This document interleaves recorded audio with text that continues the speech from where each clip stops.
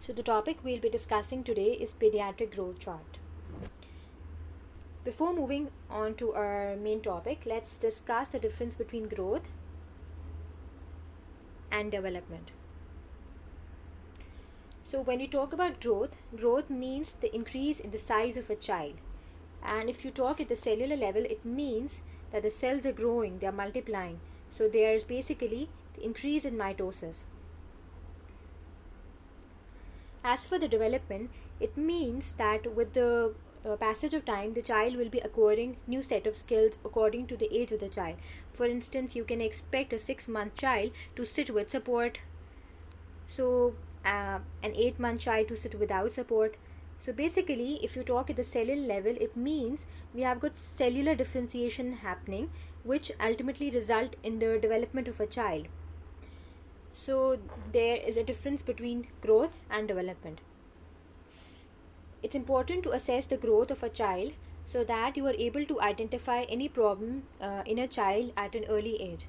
In order to assess the growth, we have got different growth charts. So the WHO has set up different growth charts. The WHO growth chart is for children from 0 to 2 years. So in this growth chart, we have got the age on the x-axis, and we have got the weight or height or the head circumference on the y-axis. Remember, this age is basically the chronological age and not the bone age, because the bone age is basically determined by an x-ray. So on this growth chart, you will be having certain lines. So for instance, we have got these 3 lines, and the middle one is of 50th centile, the highest one is of 97th centile, and the lowest one is of 3rd centile. So what does this indicate? If you talk about that 50th centile line, it means we have got 50 children below and 50 children above. If we talk about the 97th centile, it means that the weight, height or the head circumference of the child is 97 times greater than the rest of the population for that age. Anything that is basically present in between 97 and 3rd centile is considered to be normal. You need to be worried if something is basically below the 3rd centile or something is basically above the 97th centile, as this indicates an abnormality in the growth chart. Remember, this growth chart, the growth is usually assessed at various months. For instance, you took the weight of the child at when the child was born, and then you will be assessing at 2 months, then probably after 4 months, and then it goes on like that, and then at 6 months, and then you will be plotting, and then according to the age you will be plotting the weight of the child.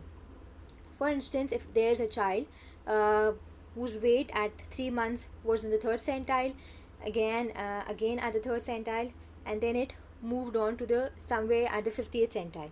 So this is something that's normal because it's moving upwards and there's no deterioration, rather there's an improvement in the weight.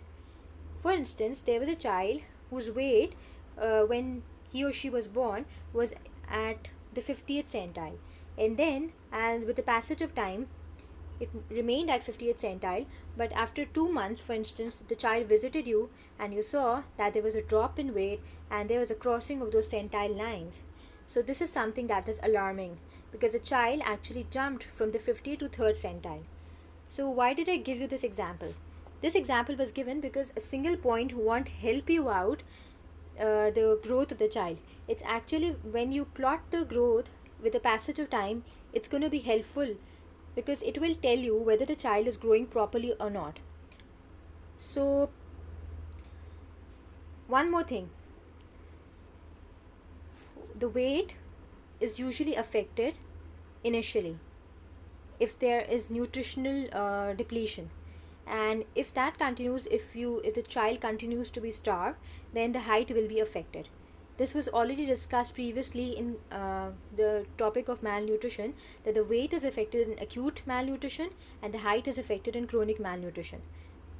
For instance, there are certain endocrine disorders in which the height is affected early on. So you will be keeping an eye on that, in which there will be a decrement in the height initially and weight won't be affected. So this is a classical WHO standard growth chart, in which the age is on the x-axis, and this growth chart, as we talked about earlier, we have got it from 0 to 2 years, and then later on till 5 years we have got different growth charts. This is the one which is from 0 to 2 years, and over here the weight is expressed in kg and it's present on the y-axis, and we have got different centiles over here. We have got the 58th, 85, 97th, 15 and 3rd. And again you will be plotting the weight of the child according to the age, and this is how you'll be assessing the weight for the age. Now this weight for age is for girls. We have got a separate one for boys, and similarly we have got growth charts which are basically for height, which are for head circumference. So this is important. And why is assessing the growth of a child important? Because once you assess the growth of a child, and if there is a detrimental pattern to it, if you diagnose failure to thrive or you diagnose malnourishment in that child, you can easily allocate your resources towards the nutrition of that child. So it's important. And secondly, assessing the growth of the child in the initial years is also important, because the brain development is taking place during the initial years. So you want to be very